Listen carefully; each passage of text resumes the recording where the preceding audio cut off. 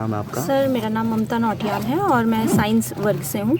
और सर मैं फ़िलहाल आज सुबह पौड़ी से चली हूँ, दिन में तक मैं यहाँ पे पहुँची हूँ। और सर अपने परिवार में, मेरे परिवार में 2 बच्चे हैं, छोटे बच्चे हैं, उनको घर पे छोड़ के आई हैं, सास ससुर हैं, उनको भी घर पे छोड़ के आई हूँ। और सर हम धरना प्रदर्शन सिर्फ इसलिए कर रहे हैं क्योंकि सर हम अपना अधिकार मांग रहे हैं। हमें नियुक्ति पत्र जल्दी से जल्दी चाहिए क्योंकि सर बेरोजगारी, अगर आप आज के टाइम में महंगाई देखिए सर इतनी ज़्यादा है कि आपको काम करना ही करना है। और सर हमसे कहा जाता है कि भाई आप एग्ज़ाम निकालिए तब आपको नियुक्ति मिलेगी। एग्ज़ाम निकालने के बाद सर पूरा साल होने को आया, जब से भाई एग्ज़ाम के लिए जब नोटिफिकेशन निकलता है तब से हम लोग मेहनत कर रहे हैं। और मेहनत करने के बाद सर एग्ज़ाम देने के बाद उसके बाद रिजल्ट का वेट करो, रिजल्ट के वेट के बाद फिर एक और रिजल्ट का वेट करो कि भाई फाइनल सिलेक्शन की लिस्ट आएगी। और सर वो आने के बाद भी सर हम लोग बस इंतज़ार करते रह गए हैं यहाँ पे, क्योंकि सर हम ना तो कहीं प्राइवेट जॉब कर सकते हैं ना कुछ कर सकते हैं, क्योंकि कोई भी इंस्टीट्यूशन हमें क्यों रखेगा। वो सीधे कह रहे हैं आप मिड में चले जाओगे, हमारे पास अगला टीचर नहीं आएगा, और कोई भी टीचर मिड में नहीं आएगा। और सर आज के टाइम पे सेल्फ इंडिपेंडेंट होना बहुत ज़्यादा ज़रूरी है। अगर मैं अपनी बात करूँ तो मैं अपनी मम्मी का इकलौता सहारा हूँ, अगर देखा जाए तो मुझे तो करना ही करना है ना सर, मुझे तो काम करना ही करना है। और इस तरीके से मुझे यहाँ पे आना पड़ा, मजबूरी है सर। ये सिर्फ मेरा भविष्य नहीं है, भारत का भविष्य है सर। हमें जब भी रिजल्ट चाहिए होता है हम लोग धरने पे बैठे होते हैं। सिर्फ ये टीचर्स की बात नहीं है, हर भर्ती में ये लोग ऐसे ही कर रहे हैं, हर भर्ती में ऐसे ही हो रहा है। और सर ना हमारी पैरवी ढंग से हो रही है, मतलब हम अपना घर बार भी छोड़ के यहाँ पे बैठे हुए हैं सर। हमारा परिवार हमारा भी है, जो नेता लोग अंदर बैठे हुए, जो अधिकारी बैठे, परिवार उनका भी है सर। सफ़र हमारे बच्चे कर रहे हैं, हम कर रहे हैं, वो भी तब जब हम पूरी मेहनत से ईमानदारी से पेपर क्वालिफाई करते हैं। और हमसे सर, हम सिर्फ इतना कह रहे हैं सर, जो हमारे अधिकार है हमें वो दीजिए, हमें नियुक्ति पत्र दीजिए। और जो भी आपको लगता है कि न्याय संगत चीज़ें हैं, जिन्होंने पिटीशन फाइल करी, हम ये नहीं चाहते उनके साथ आप अन्याय करें। आपको लगता है उनको नियुक्ति मिलनी चाहिए, आप उनका अलग से भाई उनको टाइम दीजिए, उनकी अलग से सुनवाई कीजिए, लेकिन कम से कम हमारा भविष्य तो ख़राब मत करिए। जो स्कूल्स में बच्चे हैं सर, बहुत सारे स्कूल्स ऐसे जहाँ पे टीचर्स नहीं है, बच्चे अपने टीसी कटा रहे हैं। जिस जिलों से आते हैं वहाँ सबसे ज़्यादा स्कूलों में टीचरों की कमी है। हाँ जी सर। जी सर एक तो दुर्गम क्षेत्र होने की वजह से, हाँ जी सर एक तो दुर्गम क्षेत्र होने की वजह से, दूसरी चीज़ ये कि आज के टाइम पे हर कोई कहता है कि पहाड़ के लोग पहाड़ के काम नहीं आ रहे। आप नियुक्ति नहीं देंगे, आप नौकरी नहीं देंगे, आप रोजगारी नहीं देंगे तो पहाड़ के लोग कहाँ जाएंगे? पलायन करने को आप मजबूर कर रहे हैं हमें। आप हमें बोल रहे हैं कि भैया आप एग्ज़ाम दीजिए, रिजल्ट आएगा, तुम्हारा नाम आएगा, तुम इंतज़ार करो। सर हर किसी को अपना घर चलाना, चलो हम महिला हैं, हम तो अपने पति पे डिपेंडेंट हो सकते हैं। बहुत सारे लोग जो अनमैरिड हैं वो अपने माता पिता या अपने भाई पे डिपेंडेंट हो सकते हैं, लेकिन जो मेल अभ्यर्थी उनका क्या है सर?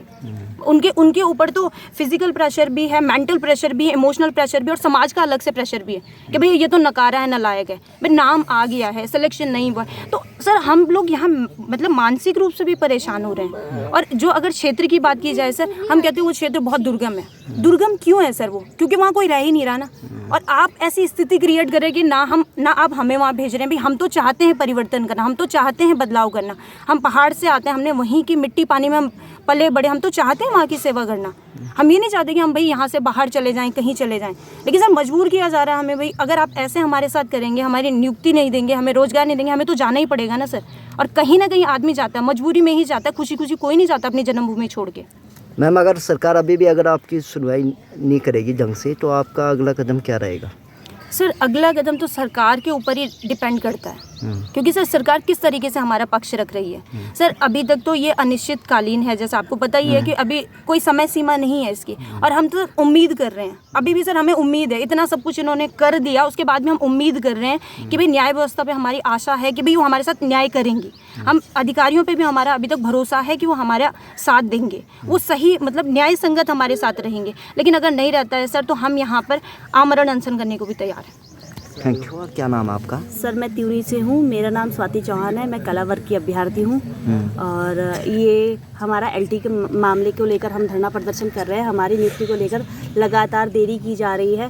पहले रिजल्ट को लेकर देरी की गई और अब नियुक्ति को लेकर कोर्ट में हमारा मामला अधीन है, जिसके लिए सरकार अच्छी पैरवी नहीं कर रही है, ना ही आयोग उसके लिए अच्छे क्वेश्चन जो है उनके लिए आंसर सही से नहीं दे पा रहा है। उनके वकील अच्छी पैरवी नहीं कर पा रहे हैं, जिससे हमारा स्टे जो है वो हट नहीं पा रहा है और हम स्कूलों में नियुक्त नहीं हो पा रहे हैं। आप बच्चे को लेके भी यहाँ पे आए हो क्या? जी सर, ये हमारी मजबूरी है क्योंकि मेरा ये था इरादा कि 1 अप्रैल तक हमें नियुक्ति दे दी जाएगी, लेकिन ऐसा नहीं हुआ। जहाँ मेरी नियुक्ति होती मैं वहीं इसको पढ़ाना चाह रही थी, लेकिन इसी चलते मेरे खुद के बच्चे की और विद्यालय में जो बच्चे मेरा इंतज़ार कर रहे हैं उनके लिए भी देरी हो रही है। इसीलिए मैं सरकार से यही निवेदन करना चाहती हूँ कि जल्दी से जल्दी हमें स्कूलों में नियुक्त किया जाए, ताकि मैं अपने बच्चे के साथ साथ और बच्चों का भविष्य भी संवार पाऊँ। अगर अभी भी सरकार नियुक्ति नहीं देती तो कब तक आप यहाँ पे रहोगे यार?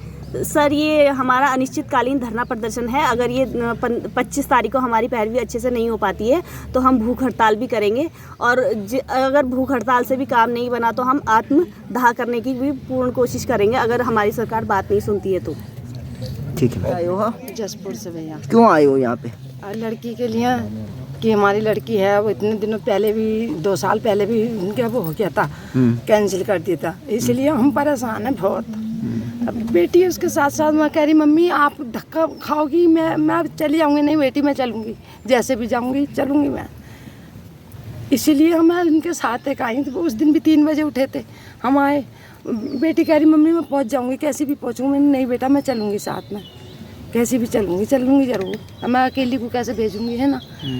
दवाई चल रही है, बेल्ट बंध रही है, हम इतनी दिक्कत में आए और कितनी जगह पूछते हम तो, मैं तो बस यहाँ, मैं तो इतनी छोटी सी, मेरी मम्मी ख़त्म हो गई 6 साल की, मैं क्या बताऊँ।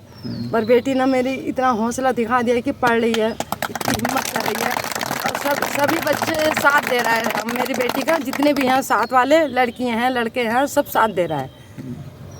इसीलिए हम यहाँ तक पहुँचे हैं। और सारी रिश्तेदारी में सब में कि हाँ चलो ज्योति का नंबर आ गया, ज्योति का नंबर, अब मिठाई बांटो, कब जाएगी ज्वाइनिंग। मैंने कि हाँ जाएगी, देख रहे हैं इंतज़ार। ये रात दिन यही पूछते रहते हैं कि कब होगा, क्या होगा, तारीख में क्या है क्या नहीं है, बस यही पूछते रहते हैं। ये सरकार क्यों नहीं कर रही होगी? अब ये मालूम नहीं, पता नहीं कि सरकार धोखा दे रही है, क्या कर रही है भाई। जल्दी से जल्दी सभी बच्चों को खुशी देनी चाहिए है। जसपुर की और भी बच्ची हैं, काशीपुर से भी हैं, सभी हैं, कितनी दूर दूर से। मेरी बच्ची तो इतनी सीधी है बेचारी, इतना वो भी नहीं जानती कि हाँ क्या है, तो साथ वालों ने इतना साथ दिया है जो यहाँ तक पहुँची है। नैनीताल अकेली गई, देहरादून अकेली आई, मैं तब 2 बार से आ रही हूँ उसके साथ, नहीं तो बच्चों के साथ ही आई मेरी बेटी।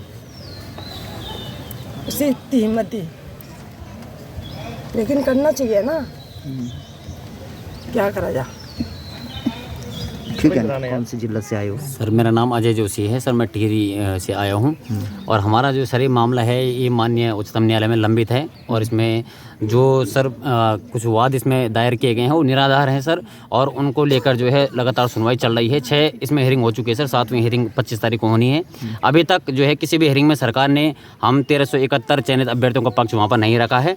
आयोग के द्वारा भी उस लेवल पर पैरवी नहीं की जा रही है जितनी जिम्मेदारी आयोग की बनती थी, और सरकार तो वहाँ पर अपना CSC खड़ा ही नहीं कर पा रही है। तो इसलिए सर हमको जो है मजबूरन ये धरना देना पड़ रहा है, अनिश्चितकालीन धरना। और हम भी उम्मीद करते हैं कि इससे जो है गवर्नमेंट पे प्रेशर क्रिएट होगा, प्रेशर बनेगा, और 25 तारीख को जो है सरकार जो है हमारे पक्ष में वहाँ पर मजबूत पैरवी करेगी। यदि सर ऐसा नहीं होता है, इसके बाद हमारा जो अगला कदम होगा, हम आमरण अनशन करेंगे, साथ ही साथ पूरे परिवार सहित आने वाले पंचायत चुनाव का बहिष्कार करेंगे सर हम लोग। ये सारी नियुक्तियाँ कर देंगे, लेकिन अभी तक ये ऐसा नहीं हुआ, क्या लगता है आपको? सर मंत्री जी के झूठे आश्वासनों से अगर ये प्रदेश आगे बढ़ता तो आज ये प्रदेश टॉप करता सर एजुकेशन के फील्ड में। मंत्री जी झूठे आश्वासन देते रहते हैं, उन्होंने विधानसभा सत्र में भी झूठे आश्वासन दिए हैं, हम उनसे मिलने जाते हैं हमको भी झूठे आश्वासन देते हैं, मीडिया चैनलों को जो है अपने साक्षात्कार में झूठे आश्वासन देते हैं।